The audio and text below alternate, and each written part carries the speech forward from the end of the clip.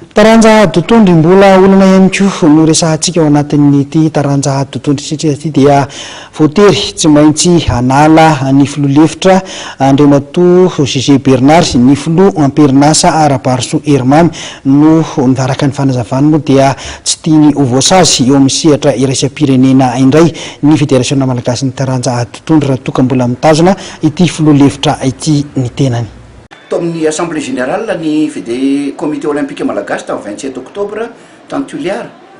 dia isan'ireo nahazo fampitandremana ambava ny Fédération Malagasy ny totondry dia mikasika ny vice-président fédération amin'izao fotoana marihana fa nisy zany lazain'ny Comité Olympique Malagasy efa nisy sazy avy any amin'ny AIBA avy amin'ny Andriamatoa vice-président dia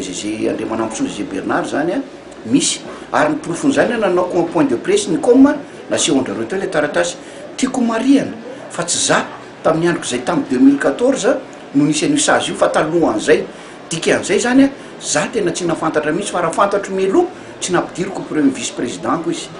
fa tateoriana zany nafantatra an'io lazain'ny com dia manaiky aho hoe avy any amin'ny international anay ary taratasy io mivantana tany amin'ny comité olympique malagasy inona ny vatana ny tany za vice-président fédération malagasy ny atotondry nandefa ny vice-présidentko tany amin'ny championnat d'Afrique tany championnat d'Afrique tany Congo Brazzaville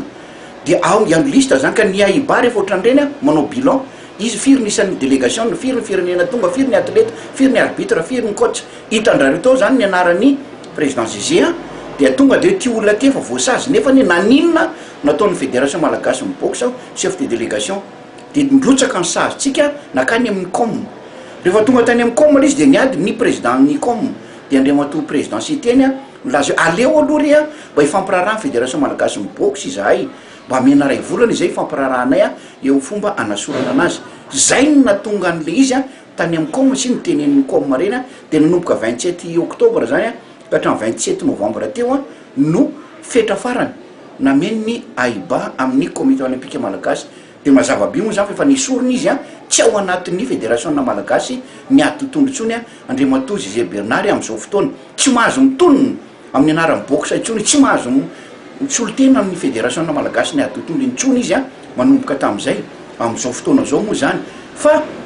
tsy mpakafy tsotra fotsiny izy zany ao anatin'ny sehatry ny atotondry ny antony makony dia zao raha sanatria tsy nanao an'io zahako dia tsy maintsy lotsaka ny sazy any fédération malagasy ny atotondry ary tamin'ny 2015 misy taratasin'izany eo amiko hoe raha izao ianareo tamin'izay fotoana zay anongana ana ny ligue raha izao ianareo no manongana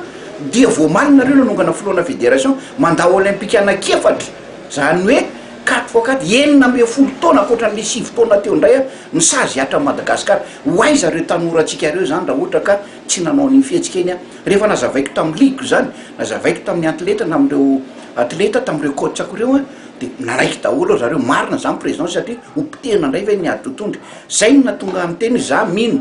fa tsy anakorotana ny atotondry Andriamatoa Zezé nefa moa zany fikorotanana zany misy foana amin'ny fiainany fa na iza tsy atory voanjo adina amin'izany efa zatra an'izany ako aiky foana miala amin'izany ary io sazy io marihana fa sazy avy any amin'ny international misy miresaka mandeha hoe ho any amin'ny chambre administrative conseil d'état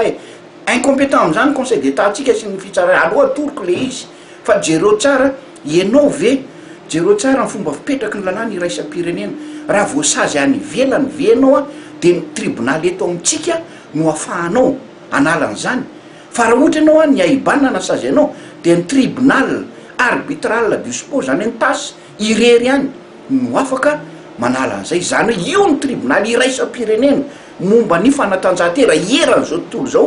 filoha raha araky ny tantara na tafaverina Andriamatoa José Bosco tao anatin'ilay fitondrana dia teo ny faneren'ireo ligue paritra manahoana zany zao notoy ny fiara-miasanao amin'ireo ligue paritra zay nametraka azy ny fametrahana ny ligue paritra ny dia tsotra tamin'ireny tao anatin'ny stadionay milaza hoe fidina par poste zay marihana fa zany fidina par poste zany fédération tsy maintsy korotana izy amin'ireo fédération tsika amin'izao fotoana misy firy amby roapolo reo ny hoe fidina par poste zany tena aminao amin'izany fa afa-tsy miboxe arery any zany lalàna zany efa maty andro zany maty paiky andro efa tsy isony zany dia tsika miteny foana hoe ny ligue organe suprême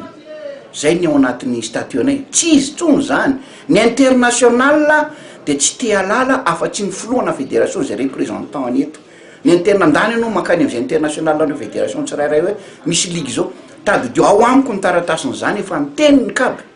tamy 2015 ihany foany daholo reo liguenao reo de atao fotsiny akluba ray aza ny misy aminao mandray anjara amy championnat d'Afrique anao amy championnat du monde ny international ny tiako tenena de tsotra ny international tsy te alala an'zany hoe iza zany section zany iza zany ligue zany fa ny fédération fantany de aveo a io fédération io ihany ny azy a no ataony miorganiser mandefa teneno nge zany ligue lazainao zany hoe andana hoe manao championnat d'Afrique nareo andana manao championnat du monde zany ligue zany tsy any ligue section zany organisation tsika eto Madagasikara organisation tsika eto zany zany hoe fiaraha-miasa mba atonga n'lay fanatanjahantena anankiray na discipline iray irindra